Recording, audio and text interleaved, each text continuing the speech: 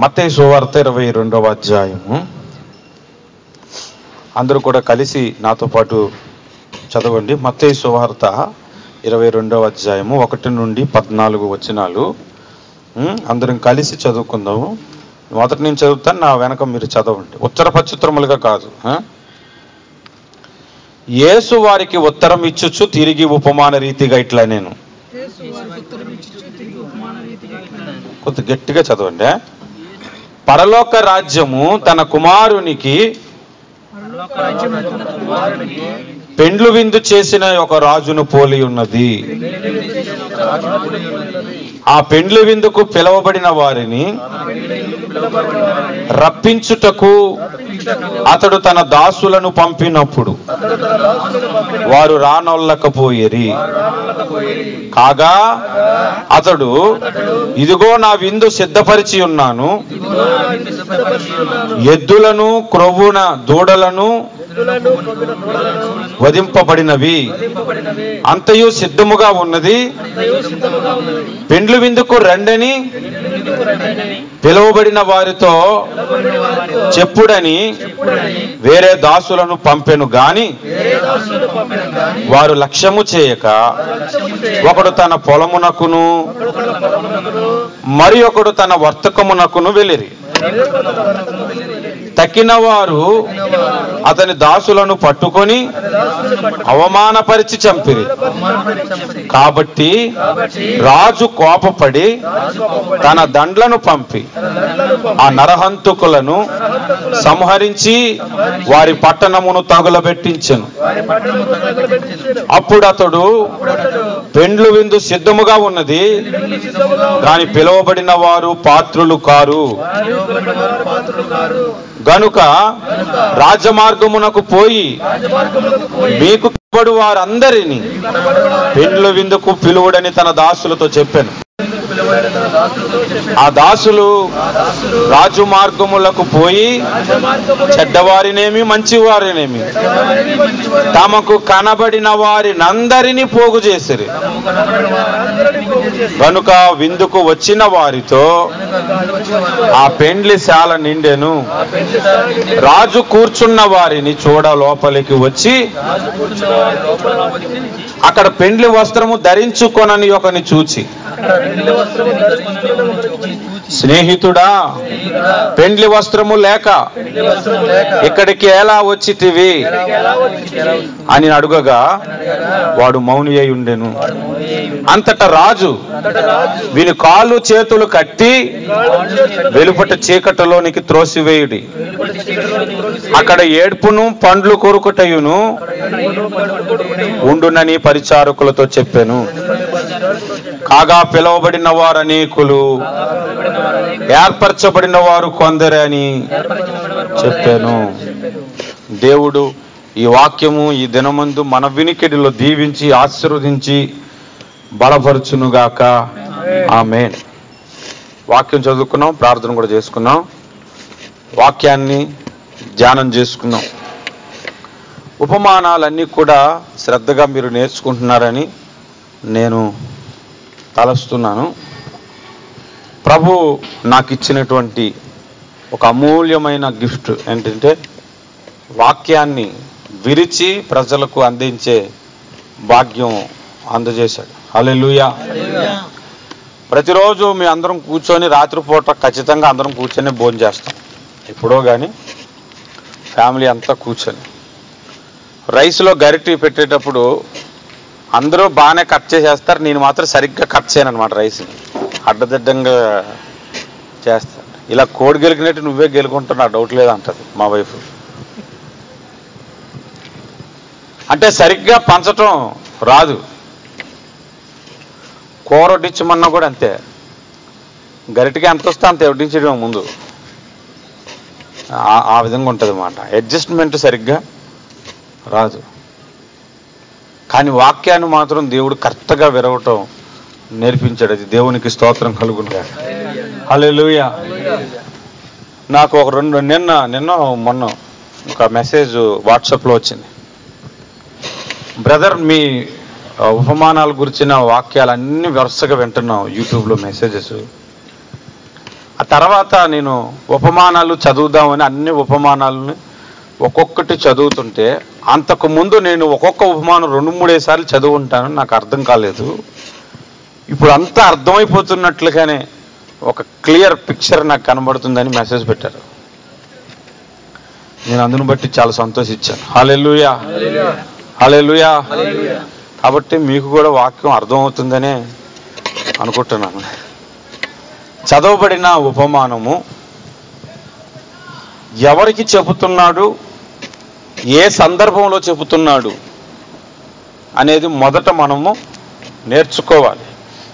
ఈ ఉపమానానికి ప్రతి దైవ సేవకుడు పెట్టినటువంటి పేరు పెండ్లి విందు అనే ఉపమానం.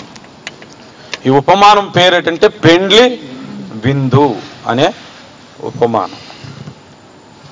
ఈ ఉపమానము ఎవరికి చెప్పాడంటే 21వ అధ్యాయం మత్తయి సువార్త 23 మనం చదివితే, ఆయన దేవాలయంలోనికి వచ్చి బోధించుచుండగా ప్రధాన యాజకులను ప్రజల పెద్దలను ఆయన యొద్దకు వచ్చి, ఏ అధికారం వలన నీవు ఈ కార్యములు చేయుచున్నావు, ఈ అధికారం ఎవడు నీకు ఇచ్చెనని అడుగగా. అది ఎవరికి చెబుతున్నాడు ఈ ఉపమానం? ప్రధాన యాజకులకును ప్రజల పెద్దలకును. ఈ ప్రజల పెద్దలు ప్రధాన యాజకులు అంటే వారు ఏదో వేరే జాతి వారు, కులం వారు అనుకోకండి, వారు యూదులే. యోధా మతాన్ని చాలా నిష్ఠగా ఫాలో అయ్యే ప్రధాన యాజకులు, ప్రజల పెద్దలు వచ్చి యేసుప్రభుని అడుగుతారు. వాళ్ళు ఒకళ్ళు యూదులు కాకపోతే రోమీలు ఎవరో అయ్యారనుకోండి, అన్యజాతి వాడు అయ్యాడు అనుకోండి, యేసుప్రభుని అడగరు ఏ అధికారం చేత నువ్వు బోధిస్తున్నావని. ఏ అధికారం చేత నువ్వు బోధిస్తున్నావు, నీకున్న అధికారం ఏంటి అని అడుగుతున్నారంటే వాళ్ళు యూదులు. చాలా మందికి పరిసయ్యులు యూదులని సంగతి తెలియదు. పరిసయ్యులు, శాస్త్రులు, ప్రధాన యాజకులు అని రాయబడినవన్నీ కూడా యూదులే. హల్లెలూయా. కనుక ఈ ప్రధాన యాజకులకే చెబుతున్నాడు. అందుకే ఆ ఉపమానములు యేసు వారికి ఉత్తరం ఇచ్చుచు అంటే వాళ్ళు ఒక ప్రశ్న అడిగారు, ఆ ప్రశ్నకే ఈ సమాధానం. వారు అడిగినది ఏ అధికారంతో చెబుతున్నావని. వాళ్ళంత డైరెక్ట్గా అడిగినప్పుడు నేను మీకు చెప్పనని ఇండైరెక్ట్గా యేసుప్రభు చెప్పాడు. నేను మీకు ప్రశ్న వేస్తాను, ఆ ప్రశ్నకు సమాధానం చెబితే మీకు చెబుతానని చెప్పి బాప్తిస్మం ఇచ్చి యోహాను ఇచ్చిన బాప్తిస్మం మనుషుల వల్ల కలిగినదా దేవుని వలన కలిగినదా అని అడిగాడు. వాళ్ళు మౌని అయిపోయి ఉండిపోయారు, చెప్పలేదు. ఆ తర్వాత వారికి అర్థము కావటానికి 3 ఉపమానాలు చెప్పాడు. అందులో 2 ఉపమానాలు మనం ఇదివరకు ధ్యానం చేసేసాం. ఆ 2 ఉపమానాలు ఏంటంటే, మొదటి ఉపమానము, ఒకడికి ద్రాక్ష తోటలో పనికి రమ్మంటే పొమ్మంటే వెళ్తానని చెప్పాడు, వెళ్ళలేదు. ఇంకొకడు వెళ్ళనని చెప్పాడు, వెళ్ళాడు అనే ఉపమానం మనం ధ్యానం చేసాం. మెసేజ్ మీరు విన్నారు. ఆ తర్వాత ఇంకొక ఉపమానం చెప్పాడు 33వ వచనం నుండి 21, 33. మరి యొక్క ఉపమానం వినుడి అని ఉంటుంది అక్కడ చెబుతూ రైతులను గురించి చెబుతాడు. రైతుల ఉపమానం. కాపులని ఉంటుంది, కాపులంటే రైతులు అని అర్థం. రైతులను గురించిన ఉపమానం చెప్పాడు. తర్వాత వారికి ఇంకా అర్థం కావటానికి 22వ అధ్యాయంలోని ఉపమానం కూడా వారికి చెబుతున్నాడు. యేసు వారికి ఉత్తరం ఇచ్చుచు తిరిగి ఉపమాన రీతి గిట్లనను. ఈ ఉపమానము మనందరికీ బాగా సుపరిచితమే, అందరికీ తెలిసిందే. నేను ఎప్పుడు ఈ ఉపమానం చదవలేదని ఇక్కడ ఉన్న ఈ కొద్ది మంది చెప్పడానికి వీల్లేదు. ఖచ్చితంగా మీరు ఎప్పుడో ఒక రోజు చదివే ఉంటారు. ఒక రాజు పెండ్లి చేస్తున్నాడంటే తన కుమారుడికి. ఆ పెండ్లి విందుకు రమ్మని కొంతమందిని పిలిస్తే వారు రాలేదు. సరికదా, కొంతమంది ఏదో కారణం చెప్పి వెళ్ళిపోయారు, పొలం పనులకు కొంతమంది వెళ్ళిపోయారు, కొంతమంది వర్తకమునకు అంటే బిజినెస్కి వెళ్ళిపోయాడు, వ్యాపారం చేయడానికి వెళ్ళిపోయారు. కొంతమంది వాళ్ళు పని చేయడానికి పొలం పనులు లేవు, చేయడానికి బిజినెస్ లేదు. కాబట్టి మాట్లాడేవాడితో ఏం చేయాలో తెలియక అపహాసించి చంపేశారు. ఎవరైతే వెడ్డింగ్ ఇన్విటేషన్ ఇస్తున్నారో వాళ్ళని చంపేశారు.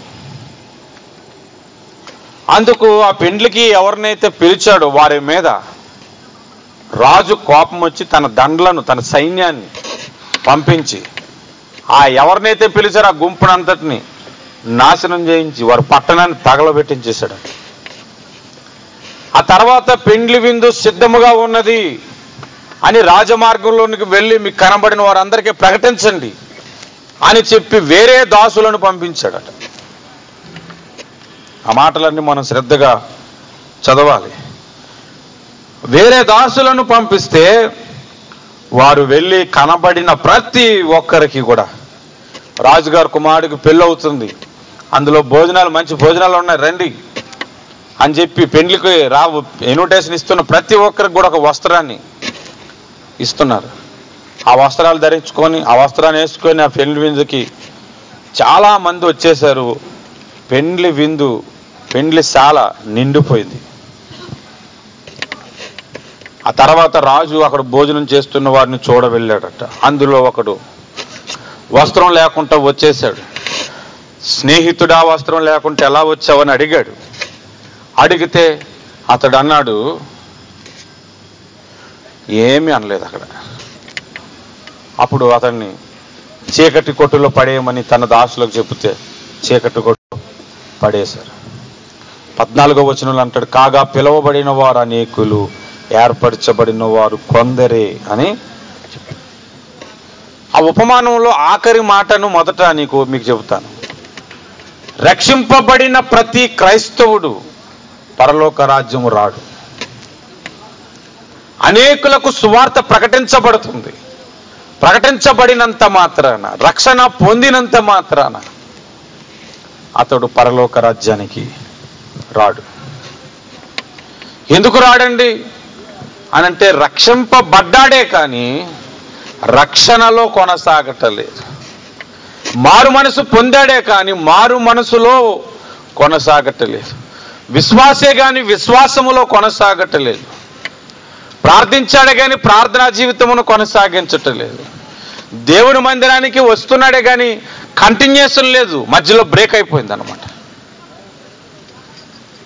చివరి వరకు వారి పరిశుద్ధ జీవితమును, విశ్వాస జీవితమును, ప్రార్థనా జీవితమును ఎవరైతే కొనసాగిస్తారో, ఎన్ని కష్టాలు వచ్చినా, ఇబ్బందులు వచ్చినా వారే ఏర్పరచబడిన వారు అవుతారు.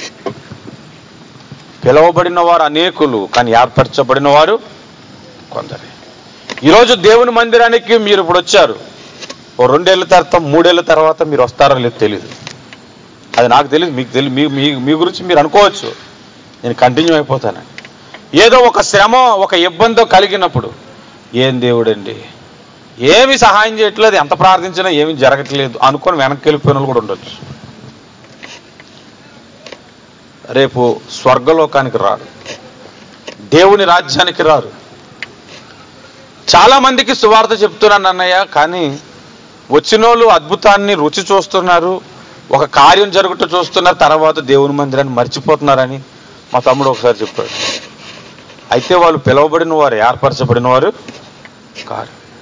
దేవుని మందిరానికి వచ్చి దేవుని గురించి తెలుసుకుని ఒక అద్భుతం జరిగిన తర్వాత వెనక్కి వెళ్ళిపోవడం, అద్భుతం జరగకపోతే జరగలేదని వెళ్ళిపోయేవాళ్ళు పిలువబడిన వారే కానీ ఏర్పాటు చేయబడిన వారు కారు అని మనం అర్థం చేసుకోవచ్చు. ఇప్పుడు ఈ ఉపమానంలో మనం కొన్ని విషయాలను ధ్యానం చేద్దాం.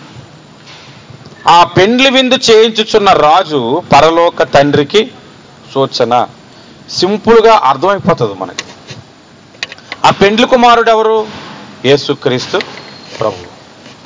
యేసుక్రీస్తు ప్రభు పెండ్లి విందు ఒకటి జరుగుతుంది. ఇది ఉపమానం అనే మీరు అనుకోకండి. వాస్తవముగా కూడా యేసు ప్రభు ఒక పెండ్లి విందు జరగబోతుంది. ఆ పెండ్లి విందుకి 2 గుంపులను పిలిచాడు. ఇక్కడ మొదట ఒక గుంపును పిలిస్తే వారు రాలేదు. వారు పొలంలో కని ఒకడు, వర్తకమున కని ఒకడు, కొందరు వచ్చిన వారిని అపహాసించి చంపేశారు. మొదటి గుంపు. ఆ తర్వాత 2వ గుంపుకి దేవుడు, ఆ రాజు పంపించాడు. అంటే దేవుడు 2వ గుంపుకు పంపించాడు. ఈ మొదటి గుంపు ఎవరు, ఈ 2వ గుంపు ఎవరు అన్నది మనం ఆలోచిస్తే, మొదటి గుంపు ఇజ్రాయేలీల జాతి మొదటి గుంపు. రెండవ గుంపు అన్య జనాంగములు, అన్యులు రెండవ గుంపు. యేసు ప్రభువు తన పెండ్లి విందు కొరకు, ఆ పెండ్లి విందుకు మొదటగా పిలువబడిన వారు ఎవరంటే యూదులు. వారికి మొదట సువార్త ప్రకటింపబడింది. వారు తృణీకరించారు, వారు అంగీకరించలేదు ఈ సువార్తను. అసలు యేసు ప్రభువు ఈ లోకానికి వచ్చేటప్పుడు ఎవరి దగ్గరకు వచ్చానని చెప్పుకున్నాడు, ఎవరి కొరకు వచ్చానని చెప్పుకున్నాడు? మీరు బైబిల్ గ్రంథంలో చూస్తే మత్తయి సువార్త 10వ అధ్యాయం మీరు తీసి చూడండి. మత్తయి సువార్త 10వ అధ్యాయము.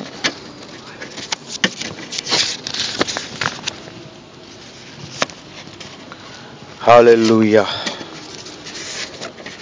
మత్తయి సువార్త 10వ అధ్యాయము 5వ వచనం చూడండి. యేసు 12 మందిని పంపుచు వారిని చూచి వారికి ఏమైనా ఆజ్ఞాపించాడంటే, మీరు అన్యజనుల దారిలోనికి వెళ్ళకుడి. వెళ్ళుడు అన్నాడా, వెళ్ళకుడి అన్నాడా? వెళ్ళకుడి. సమరయుల ఏ పట్టణంలోనైనా ప్రవేశింపకుడి, గాని ఇశ్రాయేలు వంశములోని నశించిన గొర్రెల యొద్దకే వెళ్ళుడి.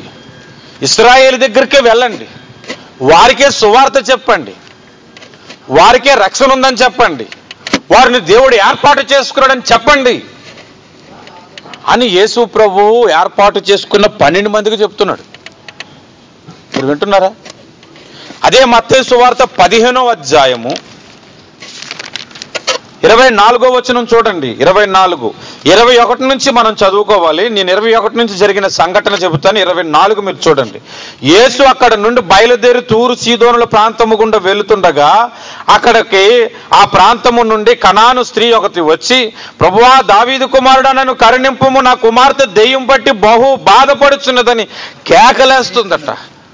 పెద్ద పెద్ద కేకలేస్తూ పెద్ద పెద్దగా అరుస్తూ, నా కుమార్తె దెయ్యం పట్టి బాధపడుతుందయ్యా, నజరేయుడా, దావీదు కుమారుడా, రక్షించు రక్షించు అంటే చెవిటోడు చెవులో శంఖ ఊదినట్లు యేసు ప్రభు ఆమె ఎవరో నాకు తెలియదు అన్నట్లుగా, ఊరికి అరుస్తుంది అన్నట్లుగా వెళ్ళిపోతున్నాడు. ఆ గోల భరించలేక శిష్యులు కూడా అడిగారు, అయ్యా అంతగా కేకలేస్తుంది కదా, ఒక మాట చెప్పొచ్చు కదా, ఒక మాట పలకరించవచ్చు కదా అని. అప్పుడు 24వ వచనంలో అన్నాడు, ఆయన ఇశ్రాయేలు ఇంటి వారైన నశించిన గొర్రెల యొద్దకే గాని మరి ఎవని యొద్దకును నేను పంపబడలేదనెను. ఎవరి యొద్దకి పంపబడలేదట. ఎవరి కొరకు పంపబడ్డాడు? ఇశ్రాయేలీల కొరకు. చాలా సీరియస్గా ఒక మాట చెప్తున్నాను. యేసు ప్రభు నమ్ముకొని 5 ఏళ్ళకు 6 ఏళ్ళ తర్వాత నాకు డౌట్ వచ్చింది. ఆ దేవుడు ఇశ్రాయేల్ దేవుడా? సృష్టికర్త అయితే అందరికీ దేవుడు అవ్వాలి కదా, అవునా? మరి ఇశ్రాయేలీలకి ఎందుకు దేవుడు అనిపించుకున్నాడు అని చాలా సీరియస్ డౌట్ వచ్చింది. ఆ డౌట్ ఇప్పుడు మీకు నేను చెప్పడం చాలా కష్టం. ఆయన అందరినీ సృష్టించిన దేవుడే. అందరి కొరకు ఆయన ఈ లోకానికి రావటానికి ఒక జాతిని ప్రిపేర్ చేసుకున్నాడు అంతే. మొదట వారి కొరకే రావాల్సి వచ్చింది. అది సింపుల్గా మీకు కట్టే కొట్టే తెచ్చినట్లు చెప్పారు. ఆ సబ్జెక్ట్ ఎప్పుడైనా మనం మాట్లాడుకుందాం. నాకు చాలాసార్లు ఈ మాటలు చదివినప్పుడు, ఇశ్రాయేలీల దగ్గర తప్ప అన్ని జనుల జోలికి వెళ్ళకండి, వాళ్ళ ఊర్లోకి వెళ్ళకండి, వాళ్ళ వీధుల్లోకి వెళ్ళకండి, సమరయుల్లోని ఏ పట్టణానికి వెళ్ళకండి అని అంటున్నాడు. ఆయన కూడా ఇంకో మాట అంటున్నాడంటే, ఇశ్రాయేలు కొరకే వచ్చాను కానీ మరి ఎవరి యొద్దకు నేను పంపబడలేదు అంటాడు. యోహాను సువార్త 1వ అధ్యాయము 11వ వచనం కూడా మనం చూస్తే, యోహాను సువార్త 1వ అధ్యాయము 11వ వచనము.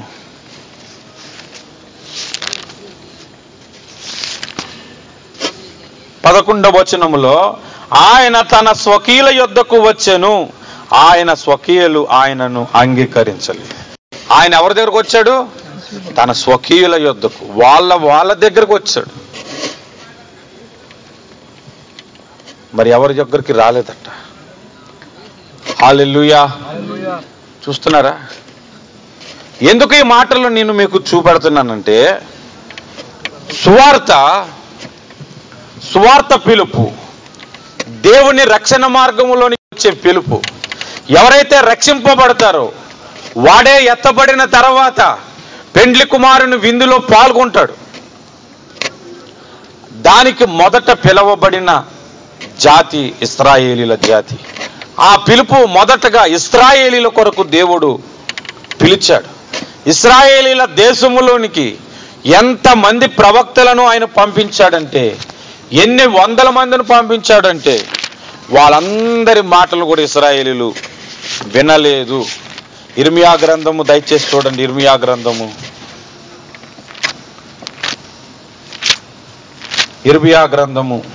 7వ అధ్యాయము 25, 26 వచనాలు మీరు చూడండి. ఇర్మియా గ్రంథము 25, 7వ అధ్యాయం 25. మీ పితరులు ఐగుప్తు దేశములో నుండి బయలుదేరి వచ్చిన దినము నుండి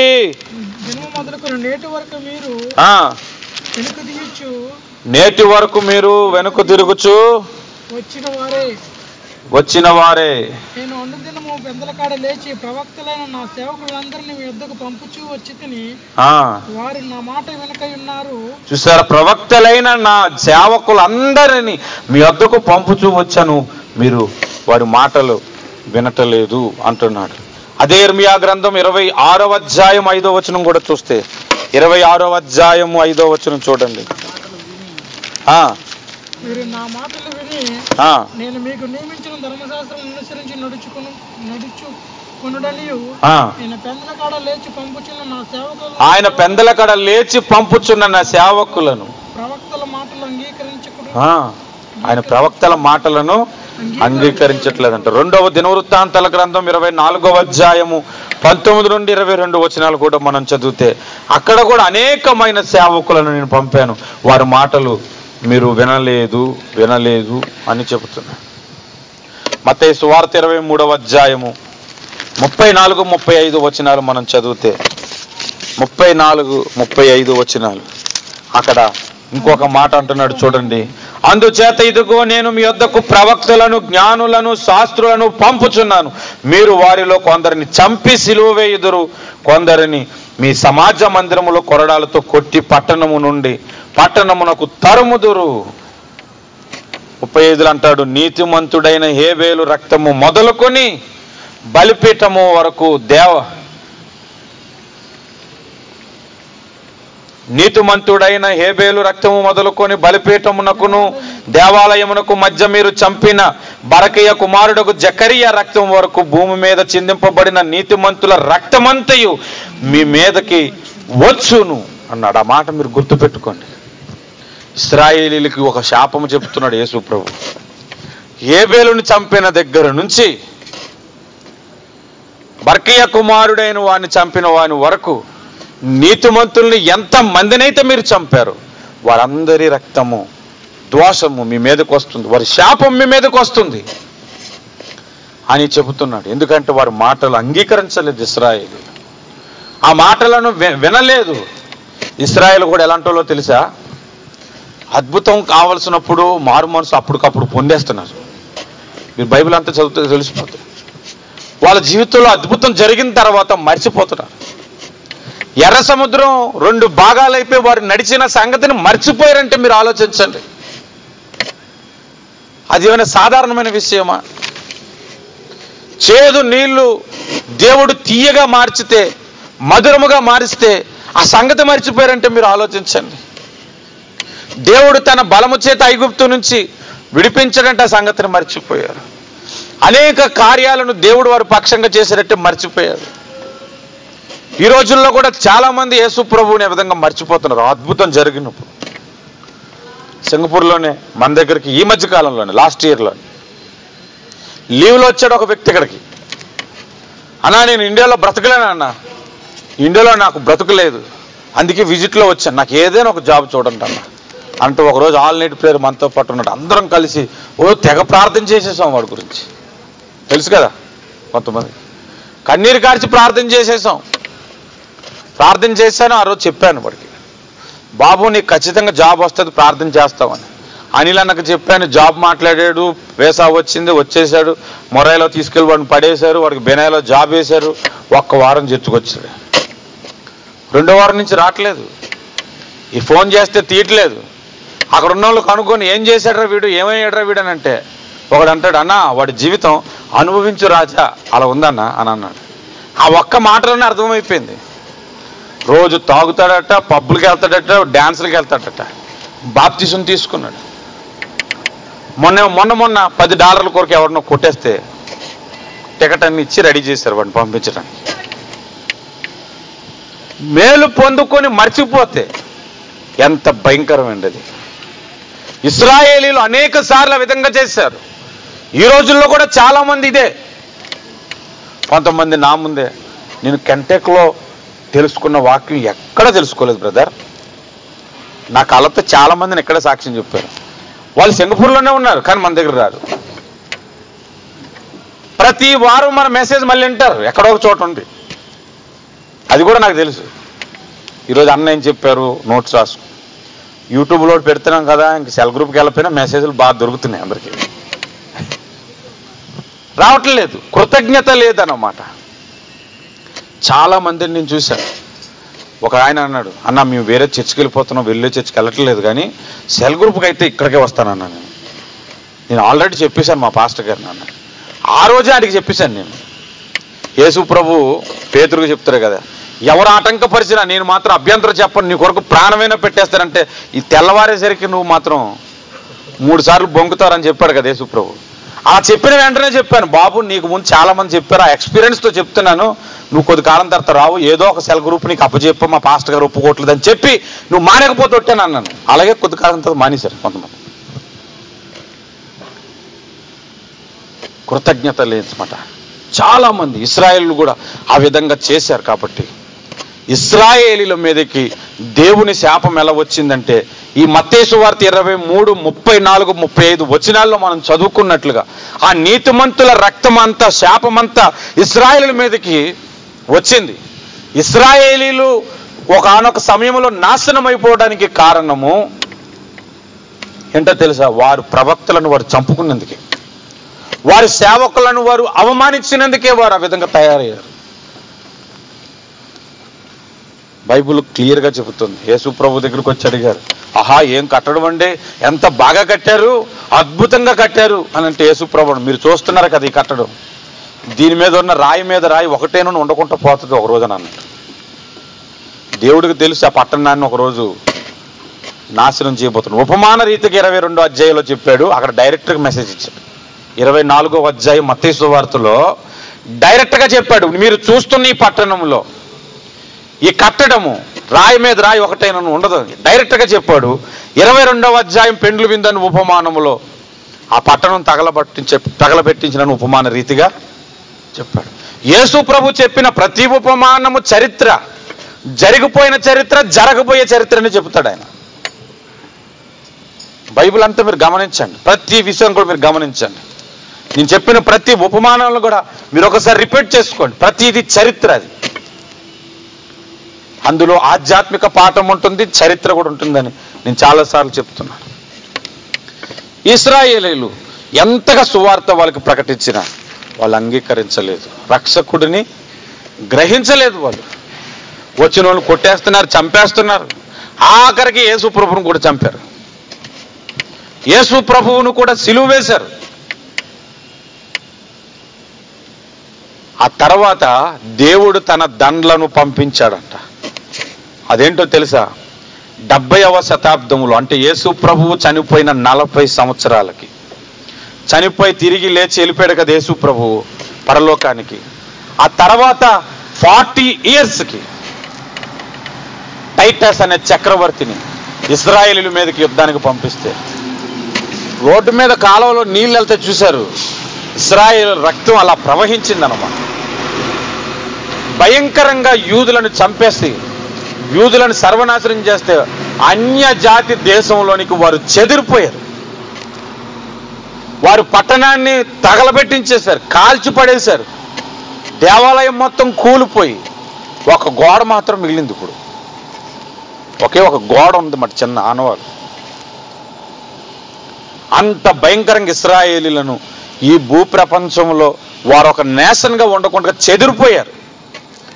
మరలా చెదిరిపోయిన ఇశ్రాయేలీలు 1948లో, అంటే మనకు 47లో స్వాతంత్రం వచ్చింది భారతదేశానికి, 48లో వారు ఒక దేశముగా మరలా రూపొందారు. అంతవరకు కూడా ఇశ్రాయేలీలు పటము ఈ భూప్రపంచంలో లేదు. అనేక దేశాల్లో వారు చెదిరిపోయారు.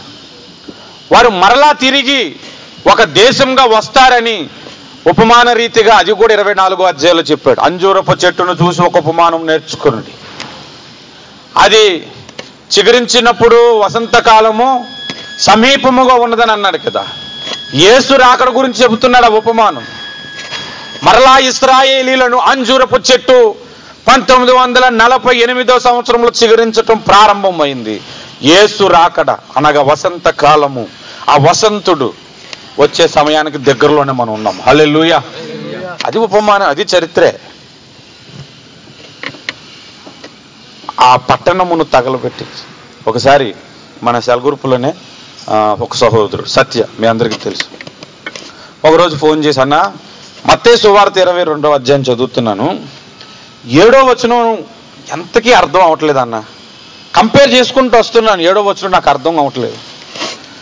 కాబట్టి రాజు కోపపడి తన దండ్లను పంపి ఆ నరహంతకులను సంహరించి వారి పట్టణమును తగులబెట్టించాను. ఆ మాటకు అర్థం ఏంటి అంటే అర్థం లేదు. ఇప్పుడు మీకు అర్థమై ఉంటుంది నేను చెప్పాను, ఎందుకు చెప్పాను. ఇశ్రాయేలీలకు అనేక సార్లు సువార్త ప్రకటించాడు. మీరు చూడండి, ఇశ్రాయేలీల్ని ఐగుప్తు దేశం నుండి తీసుకొచ్చి వారు ఒక దేశముగా వారిని చేసింది ఎవరు? దేవుడే కదా. అలాంటి ఆ పట్టణాన్ని దేవుడే ఎందుకు తగలబెట్టించాడంటే, దేవుడు పంపుచున్న ప్రవక్తల మాట వినకపోవడం వలన, దేవుడు పంపుచున్నటువంటి బోధకుల మాట వినకపోవటం వలన. ఇప్పుడు కూడా అంతే, దేవుడు పంపుతున్న సేవకులు ఉంటారు, వారి మాటలు వినరు. దేవుడు పంపని సేవకుడు ఉంటాడు, వాడికి ఏ గుడ్డు రాదు, వాడికి జేజేలు కొడతారు. దేవుడు పంపిన సేవకులు ఉంటారు, వారిని గుర్తించటం చాలా ప్రాముఖ్యమైన సంగతి. దేవునికి స్తోత్రం. హల్లెలూయా, హల్లెలూయా. ఇక్కడ మనం గమనిద్దాం, వారి పట్టణమును తగలబెట్టించి ఆ తర్వాత రాజు మరలా కొంతమందిని పంపించి తన దాసులను పట్టణ వీధుల్లోనికి, రాజ మార్గంలోనికి వెళ్ళి, పెండ్లి విందు సిద్ధముగా ఉంది, వారిని కూడా తీసుకురండి, మీకు కనబడిన వారందరికీ ప్రకటించండి అని పంపించాడు కదా. ఆ సేవకులు ఎవరో తెలుసా? అపోస్తలులు. ఈ రోజు వరకు సేవ చేస్తున్న సువార్థికులు, బోధకులు. ఒక సెల్ గ్రూప్లో ఉండి ఒక బోధకుడు అనుకుంటాం, దేవుడు పంపించిన వ్యక్తులు అక్కడ కూడా ఉంటారు. దేవుడు పంపించిన వ్యక్తులు పెద్ద సంఘంలోనే ఉండొచ్చు, ఉండకపోవచ్చు. దేవుడు పంపించిన వ్యక్తులు చిన్న సెల్ గ్రూపుల్లో కూడా ఉండొచ్చు, ఉండకపోవచ్చు. రెండు కూడా ఉంటాయి. ఉన్నవాళ్ళు ఉంటారు, లేని వాళ్ళు కూడా ఉంటారు. ఈరోజు సువార్త చెబుతున్నప్పుడు, యేసు ప్రభు దేవుని గురించి మనం మాట్లాడుతున్నప్పుడు కొంతమంది ఎందుకు అంగీకరించారటనా, మా ఊర్లో పాస్టర్ ఎలా చేశాడు, మా ఊర్లో ఈ పాస్టర్ ఎలా చేశాడంటే, బాబు అసలు సువార్తను పాడు చేయడానికి ఆ పాస్టర్ని సైతాన్ని తీసుకొచ్చి పెట్టాడు. వాడు పాస్టర్ కాదు. ముందు నువ్వేమనుకుంటున్నావు? ఈ ప్రభు నమ్మకులందరూ ఎలాగైనా చేస్తారని అనుకుంటున్నావు. అసలైన సువార్తను దెబ్బ కొట్టడానికి ఇది చేస్తున్న పని. ఒక మంచివాడి మీద ఒక నిందేసేసావు అనుకో, వాడు ఎంత మంచివాడైనా ఆడి దగ్గరికి వెళ్ళి చెప్పినా ఇంకా నమ్మడాడు. నమ్ముతారా? నమ్మరు ఇంకా. ఎందుకంటే మొదట ఏది విన్నాడు అదే గుర్తుంటుంది. మొదట నా గురించి ఎవడైనా మంచిగా చెప్పాడు అనుకోండి, తర్వాత వచ్చి వెంటనే నా గురించి చెడ్డగా చెప్తే నమ్మే అవకాశం ఉంది. కానీ అవునా, మొదట మంచిగా చెప్పి రెండోసారి చెడ్డగా చెప్తే నమ్మే అవకాశం ఉంది. మొదటే నా గురించి చెడ్డగా చెప్తే తర్వాత మంచిగా 100 చెప్పినా నమ్మడు. ఇంకాడు ఎవరు నమ్ముతాడు? ఇంకా నమ్మడు. ఇప్పుడు అలాగే ఉంది పరిస్థితి. ఇప్పటికి కూడా చెప్పుకోవాల్సి వస్తుంది, నేను పెళ్లి చేయలేదురా బాబు, మీ అందరికీ నమస్కారం అని. అయినా వినట్లే. ఇప్పటికీ అదే డౌట్ అందరికీ. దేవునికి స్తోత్రం కలుగును గాక. హల్లెలూయా. కనుక మనం శ్రద్ధగా గమనిస్తే ఆ తర్వాత సువార్త అన్యజనులకు ప్రకటించబడింది. హల్లెలూయా. యేసు ప్రభు గురించి మొదట మనం ఏం చెప్పుకున్నాం? నశించిన గొర్రెల యొద్దకు తప్ప మరి నేను ఎవరి యొద్దకు రాలేదని చదువుకున్నాం. ఆయన తన స్వకీయుల యొద్దకు వచ్చిన ఆయన స్వకీయులు ఆయన అంగీకరింపలేదని చెప్పుకున్నాం. ఇశ్రాయేలులో నశించిన గొర్రెల యొద్దకు తప్ప అన్యజని వాని దగ్గరికి వెళ్ళకండి, సువార్త చెప్పకండి అని శిష్యులకు యేసు ప్రభు చెప్పినట్లు మనం చెప్పుకున్నాం లేదా? అదే యేసు ప్రభు ఆయన సిలువలో మరణించేంత వరకు వాళ్ళకి అవకాశం ఇచ్చాడు. యేసు ప్రభువును కూడా వారు సిలువ వేసిన తర్వాత అప్పుడు పునరుద్ధానుడైన తర్వాత ఆయన ఒక మాట చెబుతున్నాడు. మార్కు సువార్త 16వ అధ్యాయము 15-16 వచనాల్లో యేసు ప్రభు చెబుతున్నాడు, మీరు సర్వ లోకమునకు వెళ్ళి సర్వ సృష్టికి సువార్తను ప్రకటించండి అని అంటుంది. హల్లెలూయా. అప్పుడు అసలు యాక్చువల్లీ పేతురు అంటూ అయితే అడగలేదు అనుకోండి, ఒకళ్ళు అడుగుంటే ఇంతకుముందు నువ్వే కదా వెళ్ళొద్దన్నావు, మళ్ళీ వెళ్ళమంటున్నావేంటి అని అనలే. నోరు మూసుకొని సువార్త చెప్పడానికి బయలుదేరారు. దేవునికి స్తోత్రం కలుగును గాక. ఆ సువార్త చెప్పడానికి వెళ్ళినప్పుడు వాళ్ళందరికీ ఒక మాట ఏమని చెప్పాడో తెలుసా? ముందు తండ్రి వలన అనుగ్రహించిన వాగ్దానము కొరకు కనిపెట్టండి, ఆ వాగ్దానం పొందిన తర్వాత సువార్తకి వెళ్ళమన్నాడు. అప్పుడు మీకు శక్తి ఉంటుంది, బలము మీ మీదకి వస్తుంది అని చెప్పాడు అన్నమాట. అదే మార్కు సువార్త 1వ అధ్యాయము 8వ వచనములు అంటాడు, అయినను పరిశుద్ధాత్మ మీ మీదకి వచ్చినప్పుడు మీరు శక్తి నొందుదురు, బూదిగంతముల వరకు మీరు నాకు సాక్షులై ఉందురు అన్నాడు. హల్లెలూయా. అభిషేకం పొందినవాడు దబ్బు దబ్బు దబ్బు దబ్బు దబ్బు దబ్బు మనం గెంతుతాడని అనుకుంటాం మనం. కాదు, అభిషేకం పొందినవాడు అక్కడ గిర్రమని తిరిగి పడిపోతాడు అనుకుంటున్నాం మనం. అభిషేకం పొందినవాడు చేతుల నుంచి ప్రార్థన చేస్తే ఆడు పడిపోతుంటుంటే వెనక నుంచి వాళ్ళు పడుకొని మళ్ళీ లేపేస్తుంటాం అదనుకుంటాం మనం. అభిషేకం ఒరిజినల్గా దేవుని అభిషేకం దేని కొరకు ఇస్తున్నాడు తెలుసా? సువార్త కొరకు ఇస్తున్నాడు. హల్లెలూయా. సువార్త ప్రకటించుట కొరకు ఇస్తున్నాడు అభిషేకాన్ని. హల్లెలూయా.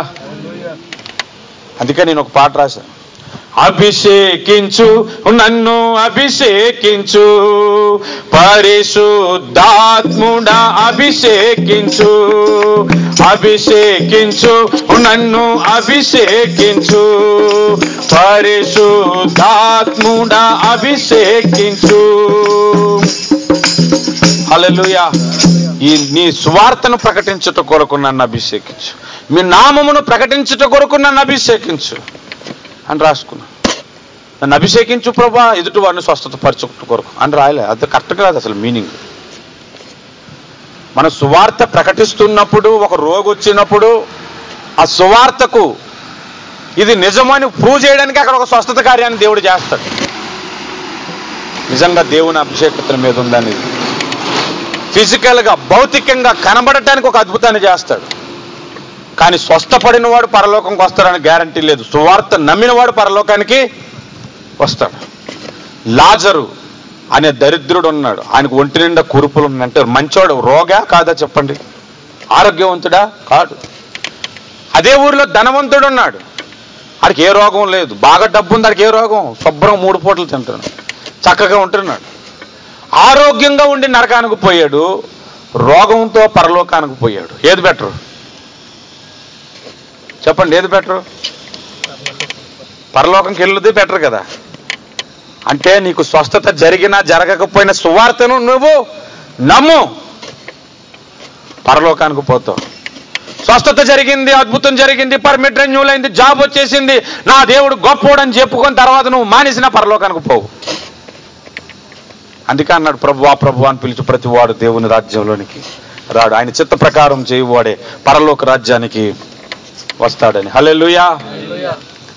నేను దేవుని సన్నిధిలోని ఏమనుకుంటాను తెలుసా?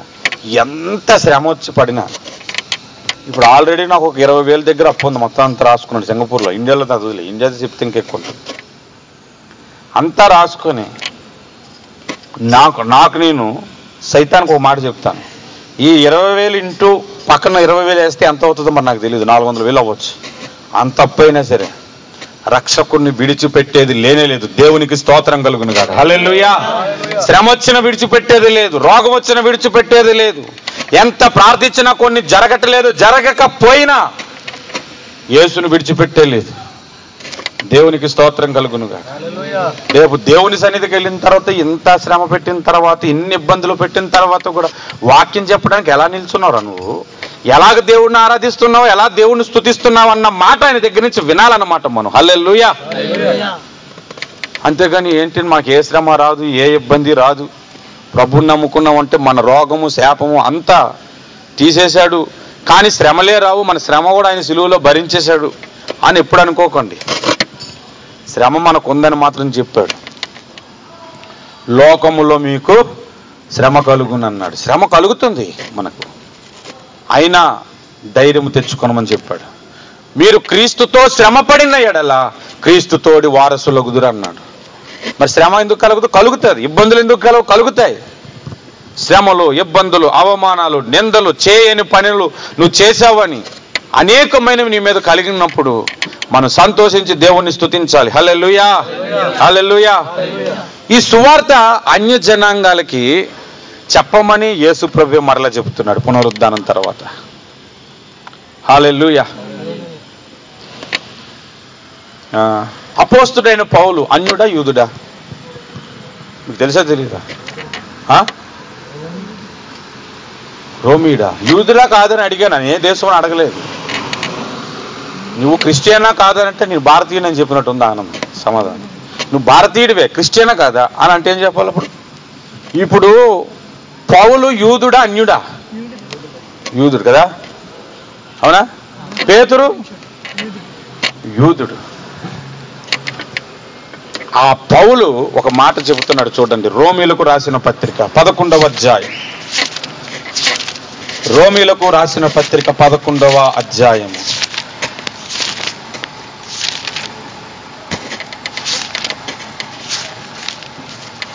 24 అనుకుంటాను చూడండి. 24 నుండి 25 క్షమించండి 25. ఇక్కడ పౌలు అన్యజనులకు సువార్త ప్రకటిస్తూ అన్యజనులతో మాట్లాడుతున్న మాటలు. రోమీలకు రాసిన పత్రిక 11:13 మొదట మనం చదివితే, అన్యజనులకు మీతో నేను మాటలాడుచున్నాను అన్నాడు. ఈ మాటలు ఎవరికి చెబుతున్నాడు? యూదులకు కాదు, అన్య జనాంగానికి చెబుతున్నాడు. చెబుతూ 25లో అన్నాడు, సహోదరులారా, మీ దృష్టికి మీరే బుద్ధిమంతులని అనుకొనకుండునట్లు ఈ మర్మము మీకు తెలిసి కొనగోరుచున్నాను. అదేమనగా అన్యజనుల ప్రవేశము సంపూర్ణ మగు వరకు ఇశ్రాయేలులకు కఠిన మనసు కొంత మట్టుకు కలిగెను అంట. హల్లెలూయా. మనకు సువార్తను అందించటానికి ఇశ్రాయేలీలు సువార్తను అంగీకరించకుండా దేవుడే వారిని బంధించాడు. మనం ఇంతకుముందు అనుకున్నాం ఆయన యూదులకే దేవుడు, అన్యులు కాదా అంటే, ఇప్పుడు ఈ మాట చదివినప్పుడు మనమేమనుకోవాలి? అన్యుల మీద ఎంత ప్రేమ చూపించాడు, యూదులను అలా చేశాడు అనుకోవాలి మనం. అందుకనే పౌలు అంటున్నాడు అన్నమాట, సహోదరులారా, మీ దృష్టికి మీరు బుద్ధిమంతులు అనుకోకండి, మీకు మర్మం చెప్తున్నాను. అదేంటంటే అన్యజనుల ప్రవేశము సంపూర్ణ మగు వరకు ఇశ్రాయేలులకు కఠిన మనసు కొంత మట్టుకు కలిగాను. కొంత మట్టుకు అంటే కంటిన్యూ కాదు, అది కొంతకాలం తర్వాత వారు కూడా రక్షకుడిని అంగీకరిస్తారు. దేవునికి స్తోత్రం. వారు అంగీకరించి యేసుని చేరుకునేసరికి ఈ విందు అయిపోతుంది. అంటే ఈ విందులో పాల్గొనేవారు ఎవరంటే అన్య జనాంగాలే కానీ యూదులు కారన్నమాట. ఈ విందు ఎక్కడ జరగబోతుంది, ఎప్పుడు జరగబోతుంది అంటే ఆకాశ మండలములో ఈ విందు జరగబోతుంది. ఎప్పుడు జరగబోతుందంటే సంఘము ఎత్తబడిన తర్వాత ఆకాశ మండలములో ఈ విందు జరగబోతుంది. అప్పుడు యూదులు ఎత్తబడరు.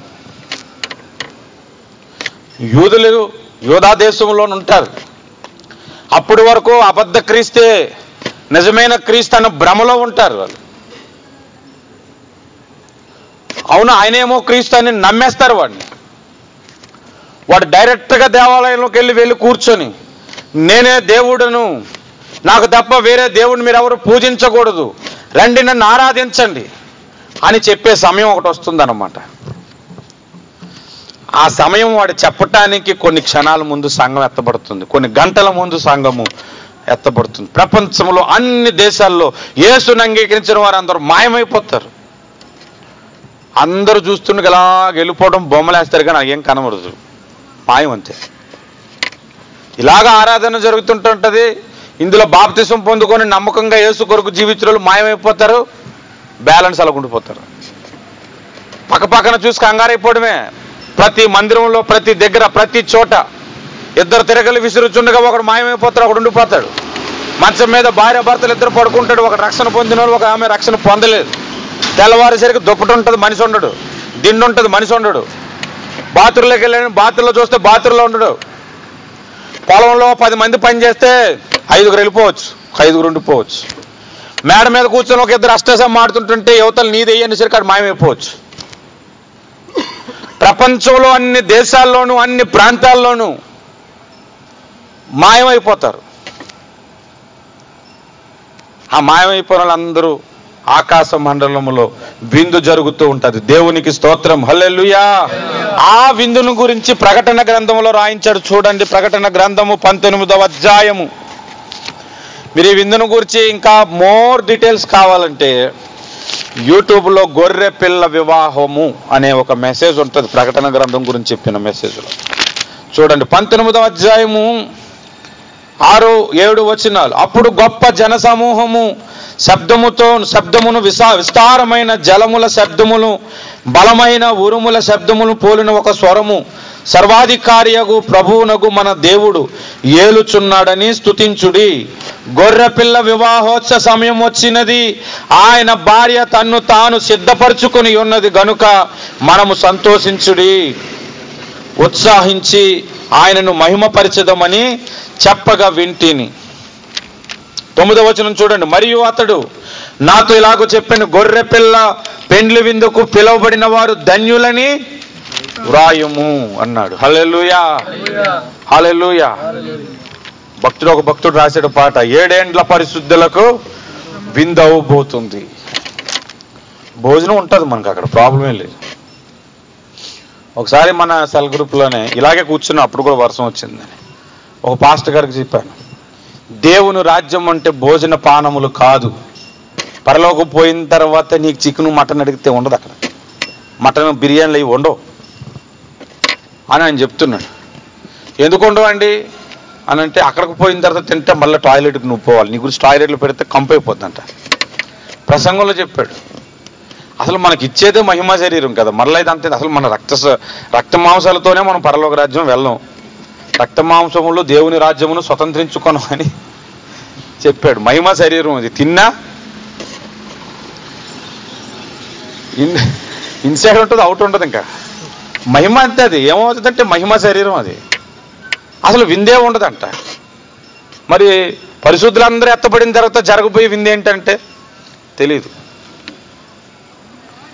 సారంగా మాట్లాడు. పరలోకంలో అన్ని రకాల ఫుడ్స్ ఉంటాయి, రకరకాలు తినొచ్చు, సంతోషంగా ఉండొచ్చు. భూమి మీద ఉన్న అన్ని సుఖాలు పరలోకంలో ఎక్కువ స్థాయిలో, ఎక్కువ మహిమలో ఉంటాయి. ఇవన్నీ దేవునికి స్తోత్రం కలుగును. గొప్ప విందండి. అసలు ఈ విందులోని ఎంత మరి అద్భుతంగా ఉంటుందో ఫుడ్. మరి అక్కడికి వెళ్ళాక ఆ భాగ్యం మనకి ఇచ్చేసాడు. దేవునికి స్తోత్రం కలుగును. ఆ విందుకి ఇశ్రాయేలీలు ఎందుకు రారంటే, సంఘం ఎత్తబడిన తర్వాత ఇశ్రాయేలీలు కొండలకు పారిపోవాలను అని దేవుడు రాయించాడు. ఆ దినములు తక్కువ చేయబడిన ఎడల గర్భిణీ స్త్రీలకు వేదన, ఎందుకంటే పరిగెత్తలేరు కదా. చలికాలం అందేను, విశ్రాంతి దినమందేను రాకుండా వలనని ప్రార్థించమన్నాడు. ఇశ్రాయేలు విశ్రాంతి దినమున ప్రయాణం చేయడు కదా, 1 కిలోమీటర్ దాటి. అందుకని చెప్పాడు ఇశ్రాయేలు గురించి.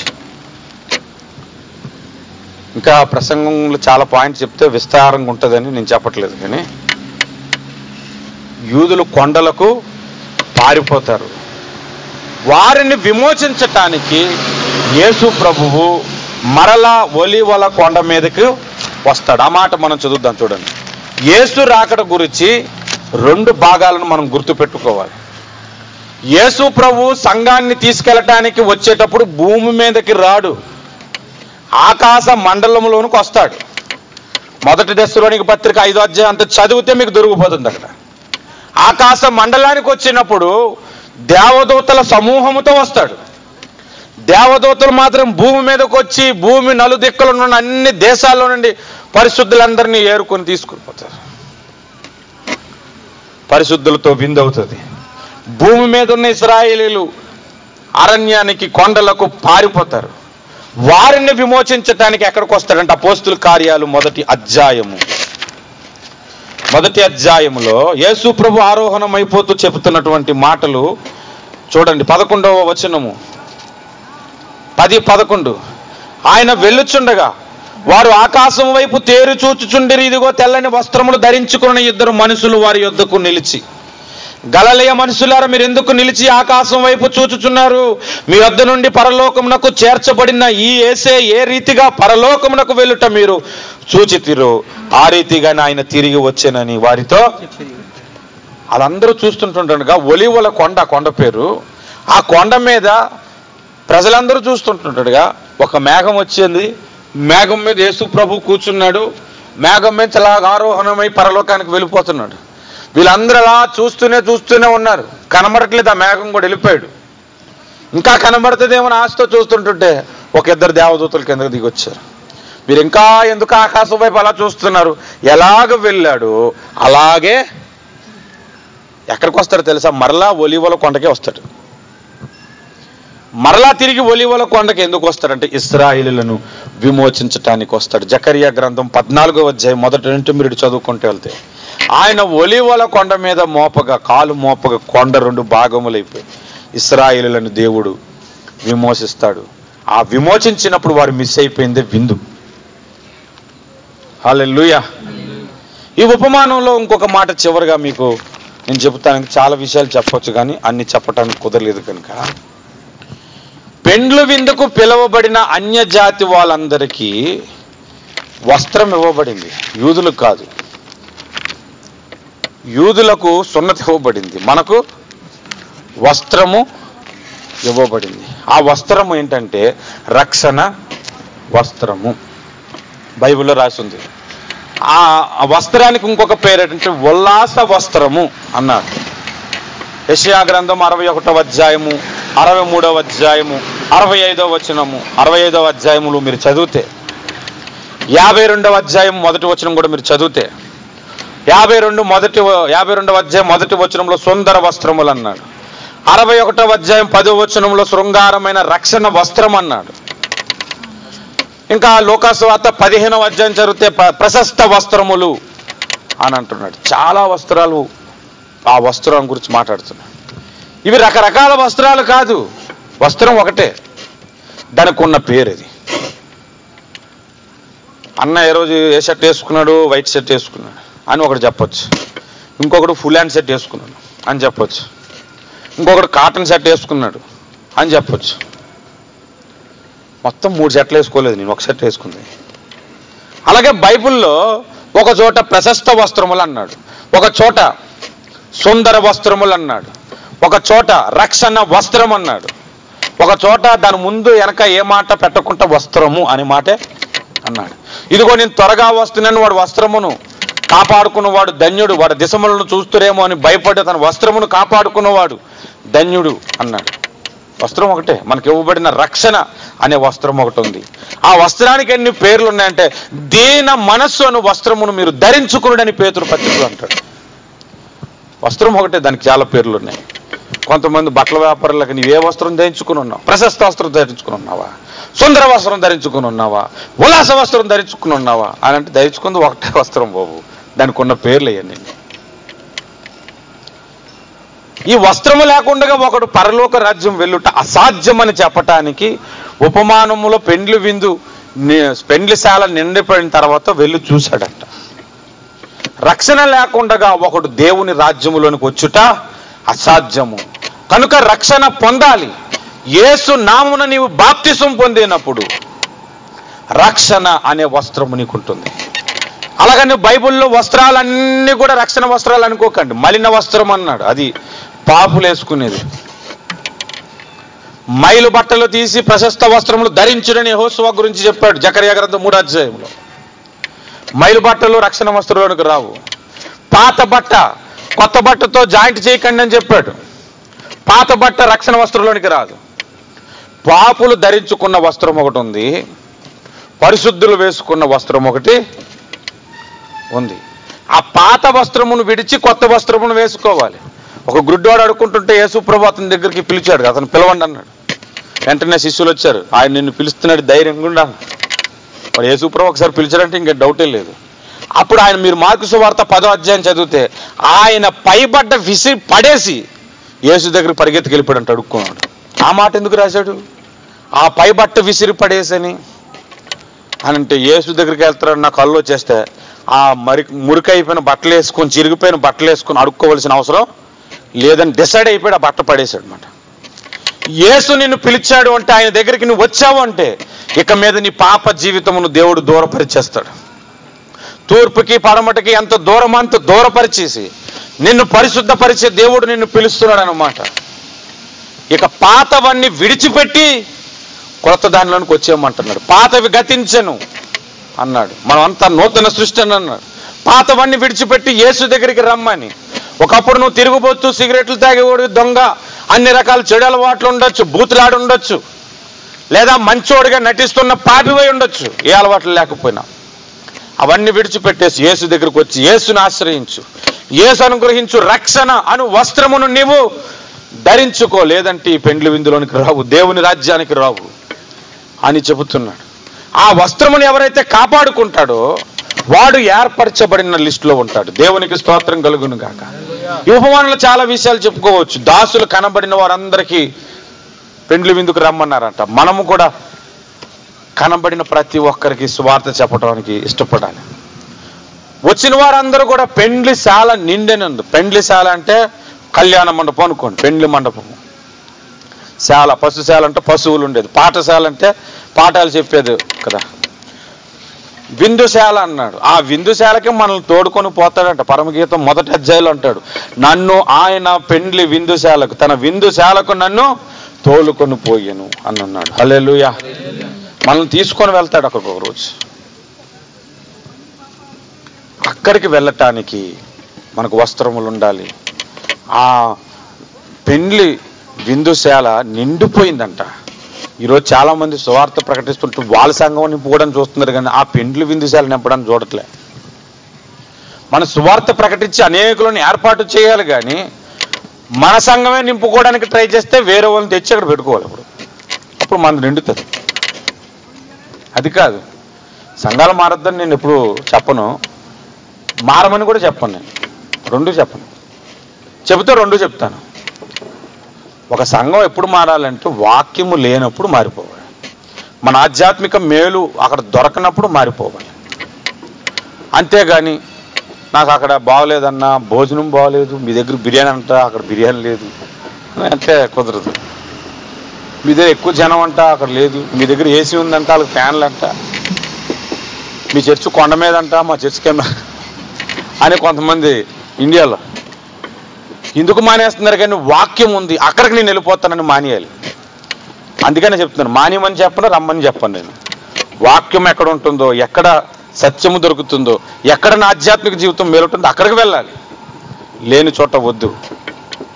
కానీ సువార్త ఏ పర్పస్తో మనం ప్రకటించాలంటే పెండ్లి విందుశాల నిండిపోవాలన్నమాట. పరలోక రాజ్యమును నింపట కొరకు సువార్త మనము ప్రకటించాలి. హల్లెలూయా, హల్లెలూయా. అలా ప్రకటించబడినప్పుడు మనకు పొందుకున్న రక్షణే రక్షణ వస్త్రములని బైబిల్ చెప్తుంది. చాలా మ్యాటర్ రాశాను, కానీ సమయం లేదు. చివరికి ఒక మాట చెప్పి నేను ముగిస్తాను.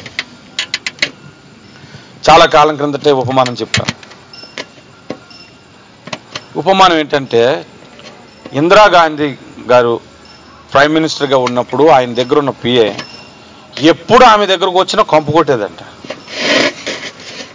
ఒకరోజు ఇందిరాగాంధీ గారు తట్టుకోలేక పిఏని అడిగారంట, ఏమయ్యా పిఏ, ఇంతమంది నా దగ్గరకు వచ్చి వెళ్తారు, ఎప్పుడు ఎంత బ్యాడ్ స్మెల్ రాదు, నువ్వు వస్తే మాత్రం ఒక రకమైన కంపు వస్తుందయ్యా, ఏంటి అని పరిశీలనగా చూస్తే ఆ సాక్షుల దగ్గర నుంచి వస్తుందంట కంపు, వేసుకున్న సాక్షుల దగ్గర నుంచి. అప్పుడు ఆమె అన్నదంట, డబ్బులు ఇచ్చి కొత్త సాక్షులు కొనుక్కో, రేపు నుంచి ఆ సాక్షులు వేసుకోకు అని చెప్పి వెళ్ళాడు. కొత్త సాక్షులు కొనుక్కున్నాడు, వేసుకున్నాడు. మరుసటి రోజు మీటింగ్కి కూడా వచ్చేసాడు. మనోడు వచ్చినప్పుడు మళ్ళీ కంపు కామనే, కంపు పోవట్లే. అడుగుదామా వద్దా అని చెప్పి ఇంకా ఉండపట్టకు అడిగింది. ఏంటి అని ఇద్దరు మరలా కంపు వస్తుంది, సాక్షులు కొనుక్కోలేదంటే, కొనుక్కున్నాడు అమ్మగారు చూడండి అని చూపించాడు కాళ్ళకి ఎత్తి. అవును మరి అయినా స్మెల్ వస్తుందంటే, పాతది పడేయడం ఇష్టం లేక జోబులో పెట్టుకుని తిరుగుతున్నాడని తీసి చూపించాడట. అలాగా కొంతమంది పాత జీవితాన్ని విడిచిపెట్టరు, యేసుప్రభుని కూడా విడిచిపెట్టరు, కొనసాగేస్తుంటారు. అది ఇదే, ఇది అదే. కొంతమంది అంతే అలాగే ఉంటారు. చాలా కాలం చర్చకొచ్చాడు ఒక ఆయన. నేను అనుకున్నాను అతడు రక్షింపబడి బాప్తిజం తీసుకున్నాడు అనుకున్నాను. ఒకరోజు అడిగాను, బ్రదర్ మీరు ప్రభు బలంలోనికి రారు ఏంటి సంగతి అంటే, నాకు అన్ని దేవుళ్ళు ఒకటే అని అన్నాడు. అంతకాలం వచ్చి యేసుప్రభును గుర్తించలేకపోయాడంటే మరి చూడండి ఎంత అంధకారంలో ఉన్నాడు, ఎంత భయంకరమైన స్థితిలో ఉన్నాడు. కొంతమంది రక్షింపబడి బాప్తిజం తీసుకుంటారు, ఇంట్లో సిగరెట్లు కాల్చేస్తారు, బయటకు మాత్రం చెప్పరు. వాళ్ళ భార్యకే తెలుస్తుంది ఆ విషయం. మానుకోలేకపోతున్నాం కదా అయ్యా, ఓ 2 సీరియల్తో నోరు కట్టుకుని రాయ్యా చర్చికి, అంత మీకు పరుగు పోతే అని చెప్తే అలా చర్చకు అలా కంటిన్యూ అయిపోయిన ఉన్నారు. కొంతమంది యేసుప్రభుని నమ్ముకుంటాడు, మందు మాత్రం మానరు. మందు తాగేటప్పుడు కూడా ప్రార్థన చేసుకుని తాగుతారు కొంతమంది, అది కూడా మానరు. యేసుప్రభుని నమ్ముకుంటారు, బూతులు మానరు, బూతులు కూడా కంటిన్యూవే.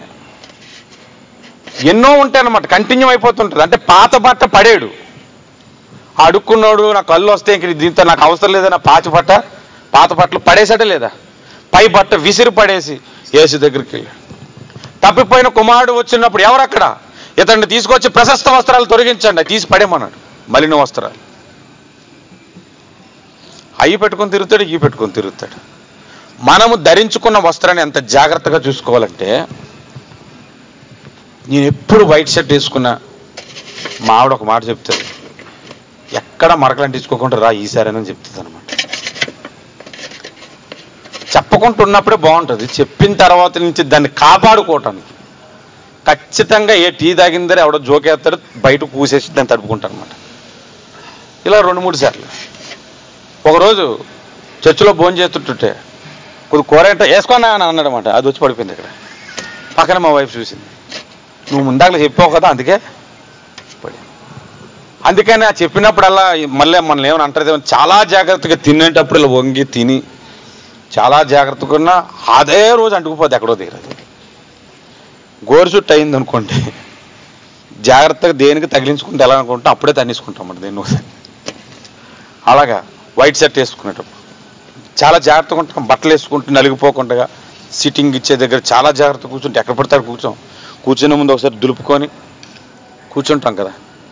మన రక్షణ కూడా చాలా జాగ్రత్తగా కాపాడుకోవాలి, చాలా చక్కగా ఉండాలి. ఎప్పుడైనా రక్షణను వస్త్రానికి మరక అంటితే గొర్రె పిల్ల రక్తముతో దాన్ని కడుక్కొనవాలని బైబిల్ చెప్తుంది. ఆ మాట చదువుకొని మనం ముగించుకుందాం. ప్రకటన గ్రంథము 7వ అధ్యాయం, ప్రకటన గ్రంథము 7వ అధ్యాయం చదువుకొని ముగించుకుందాం. అందరం కూడా తీసి చూడండి. ప్రకటన గ్రంథము 7వ అధ్యాయము 14వ వచనం. అందుకు నేను, అయ్యా నీకే తెలియననగా 13 నుంచి చదువుదాం. పెద్దలలో ఒకడు తెల్లని వస్త్రములు ధరించుకున్న వీరెవరు, ఎక్కడి నుండి వచ్చి తిరని నన్ను అడిగాను. చూడండి, మీరు ఆ అధ్యాయాన్ని మీరంతా చదివితే 8వ వచనం నుండి మీరు చదువుకుంటూ వస్తే, భూమి నలుదిక్కల నుండి లెక్కింపజాలని గొప్ప సమూహం వచ్చిందంట. అనేక దేశాల నుంచి, అనేక కులాల నుంచి, అనేక జాతుల నుంచి వ్యక్తులందరూ వస్తే అక్కడ పెద్దలలో ఒక నడుతాడు, ఇంత జనాంగం ఎక్కడి నుంచి వచ్చారంటే అక్కడ ఆయన చెబుతున్నాడు, అయ్యా నాకు తెలియదు, నీకే తెలుసు చెప్పు అని యోహాన్ అంటున్నాడు. అప్పుడు పెద్దలలో ఒకడు ఆయన చెప్తున్నారు, వీరు మహాశ్రమలలో నుండి వచ్చిన వారు, గొర్రెపిల్ల రక్తములో తమ వస్త్రములను ఉదుకుకొని వాటిని తెలుపు చేసుకునేది. గొర్రెపిల్ల రక్తముతో వారు వస్త్రాలను ఉతుక్కొని తెలుపు చేసుకున్నారంట. హల్లెలూయా, హల్లెలూయా.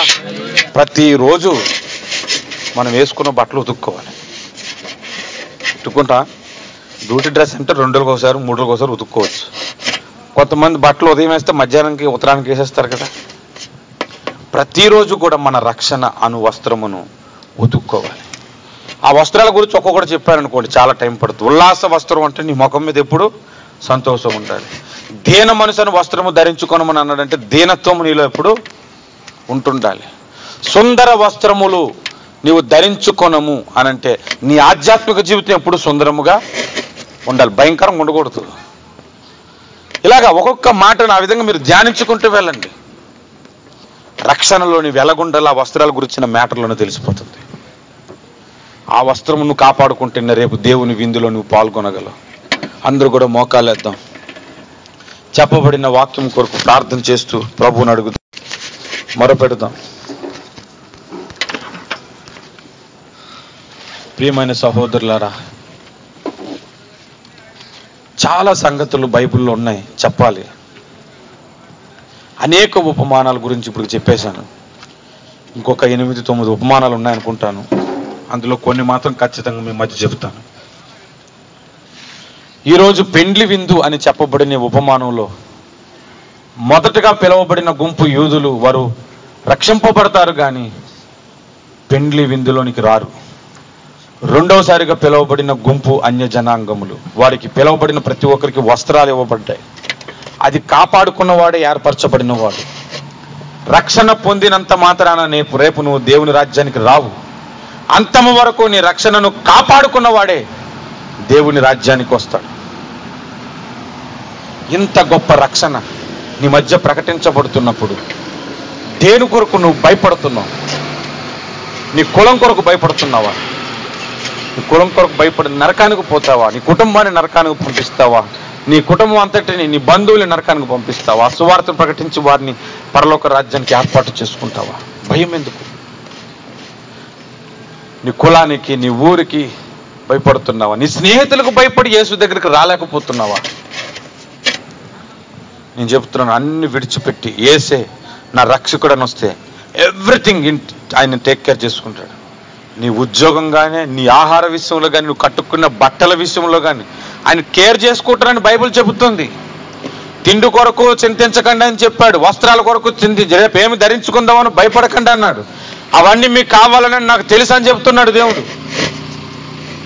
ఆయన రక్షణ నీకు ఇస్తాడు. అయ్యో, నేను కూడా చర్చికి వెళ్ళాను కానీ చివరి దాకా నిన్ను ఉండలేదు, ఆ బాప్టిజం పొందలేదు, ఆ రక్షణ నేను పొందలేదు, ఈరోజు నరకానికి పోవాల్సి వచ్చింది అని అప్పుడు బాధపడితే తిరిగి అవకాశం దొరకదు సహోదరుడా. నేడే రక్షణ దినమని బైబిల్ చెబుతుంది.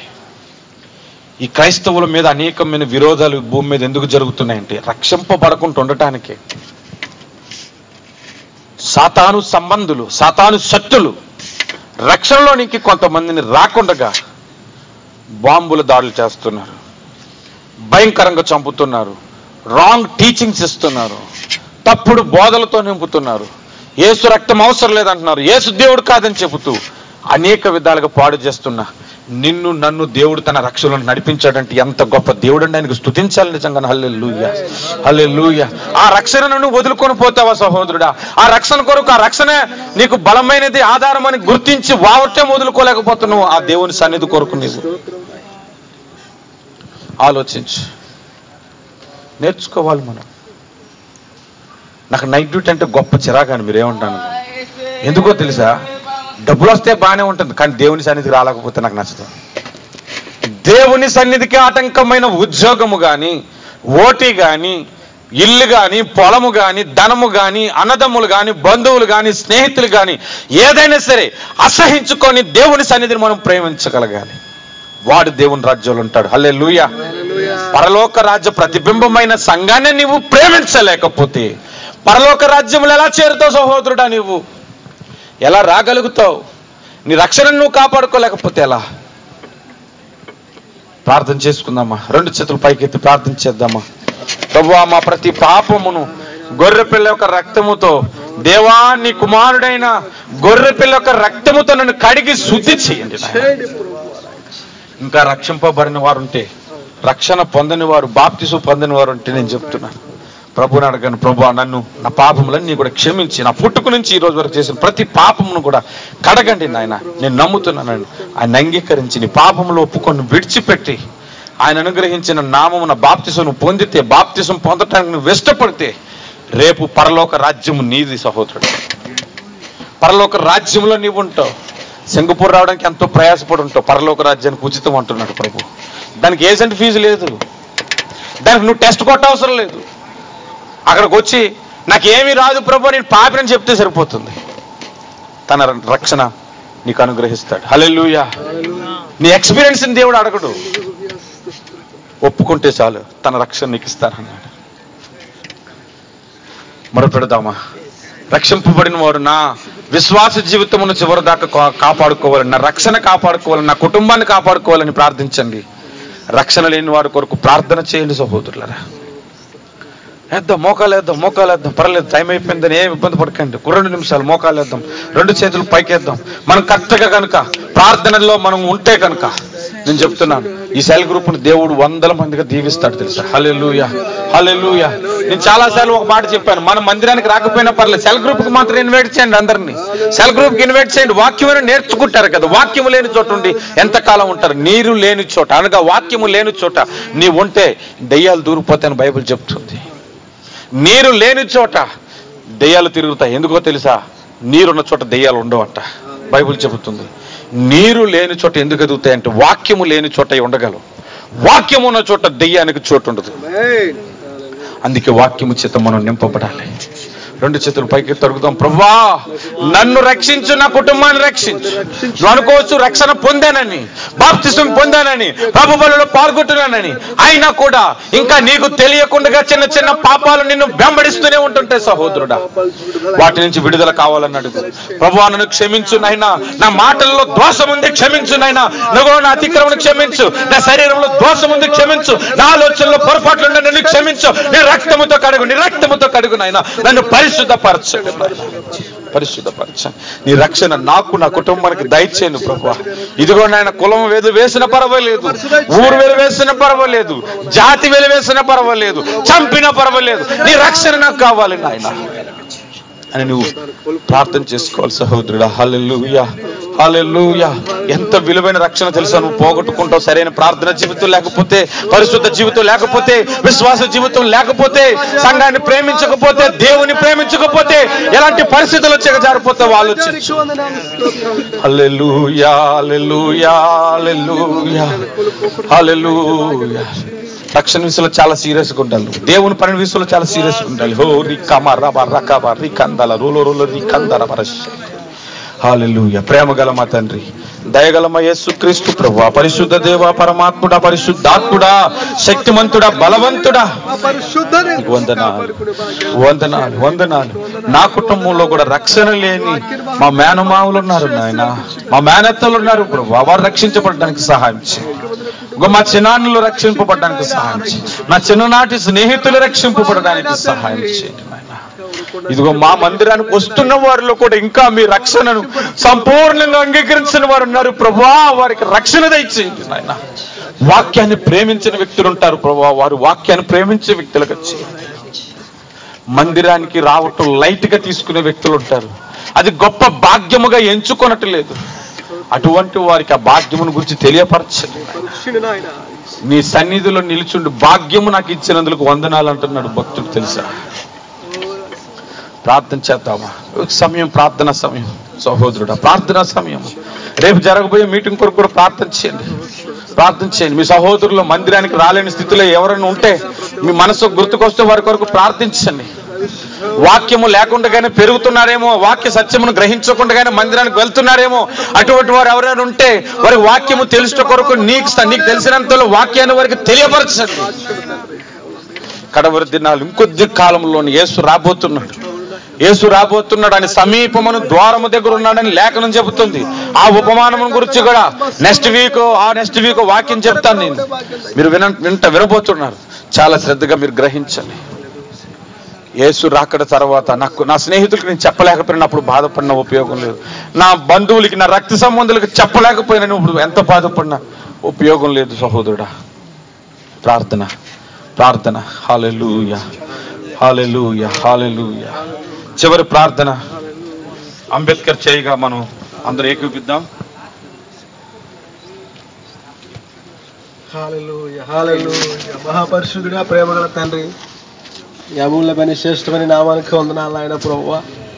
ఆయన రాత్రికల సమయాన ప్రభు తండ్రి, ఇటు రీతిగా తండ్రి ప్రభు అని ఆరాధించుకోవడానికి, నేను గణపరచడానికి, స్తుతించడానికి ప్రభు ఇచ్చిన సమయాన్ని బట్టి వందనాలు స్తోత్రాలు ఆయన ప్రభు. అవునాయన నీ వాక్యం సెలవిస్తున్న విధానంగా ప్రభువా, ఎక్కడైతే ఇద్దరు ముగ్గురు కూడి నామానికి ఇస్తారో వారి మధ్యలో ఉంచి నన్ను సెలవిచ్చినదేవా నాయన. ఇద్దరు ముగ్గురు అంటే ఎక్కువ ఉన్నప్పుడు ప్రభు మా మధ్యలో ఉన్నందుకు నీకు వందనాలు స్తోత్రాలు ఆయన ప్రభువా. తండ్రి రాత్రికాల సమయాన్ని ప్రభువా, అవునాయన మాకు మేము కానీ సన్నిధికి అయితే రాలేదు కానీ ప్రభువా, మాలో ఒక ప్రేరేపణ కలిగించి నీ సన్నిధానం నడిపించిన విధానం బట్టి వందనాలు స్తోత్రాలు ఆయన ప్రభువా. ఆయన చెప్పిన వాక్యాన్ని మాలో ప్రళింప చేయండి ప్రభువా. వాక్యం పట్ల ఆసక్తి గల తండ్రి, వాక్యం ఆధారంగా జీవించే భాగ్యాన్ని దయచేయండి ప్రభు. నీకు వందనాలు స్తోత్రాలు ప్రభువా. తండ్రి విశ్వాసంలో పరిశుద్ధిలో ప్రభు నడుచుకుంటున్న ప్రభువా, చివరి వరకు ప్రభు దీన్ని కొనసాగించే భాగ్యాన్ని దయచేయమని నడుచున్నాం తండ్రి. ఎవరైనా మా కుటుంబస్తులు, మా గ్రామస్తులు ప్రభు, బంధుమిత్రులు ప్రభు, ప్రతి ఒక్కరు కూడా ప్రభు నీ రక్షణ భాగ్యాన్ని దయచేయమని నడుచున్నాం ప్రభు. నీకు వందనాలు ఆయన తండ్రి. వచ్చిన ప్రతి ఒక్కరు దీవించి ఆశ్రయించిన ప్రభు నాయన. నాయన సుధాన్ని కూడా మీరు దీవించి ఆశ్రయించమని అడుచున్న ప్రభు నాయన. నీకు సత్య వాక్యాన్ని చెప్పడానికి ప్రభు నీ కుమారుని ఎన్నుకున్న విధానం బట్టి వందనాలు స్తోత్రాలు తండ్రి. పరిశుద్ధుడానికి వందనాలు ప్రభువ. నాయన మా రాకపోకలో ప్రతి విషయంలో మీరే సహాయం చేయండి ప్రభువ. నాయన ఇదిగో ప్రభు రేపు జరగబోయే తండ్రి ఆరాధనలో కూడా మీరే సహాయం చేయండి ప్రభువ. నాయన దైవ సేవకు నిలబెట్టి ప్రభు ఏ యొక్క వాక్యాన్ని అయితే మాకు బోధించబోతున్నావు తండ్రి, ఆ వాక్యాన్ని ప్రభు మేము అంగీకరించి తండ్రి ప్రభు నాయన వాక్యం పట్ల నడుచుకునే భాగ్యాన్ని దయచేసి నడుచున్నాం ప్రభువ. ఆయన పరిశుద్ధుడానికి వందనాలు తండ్రి. ప్రతి విషయంలో మీరు సహాయం చేయండి ప్రభు నాయన. ప్రతి రాకపోకలో మీరు సహాయం చేయండి ఆయన ప్రభువ. తండ్రి రేపు నేను కలుసుకునే భాగ్యాన్ని ప్రభు నాయన, నీ వాక్యాన్ని భాగ్యాన్ని దయచేయండి ప్రభువ.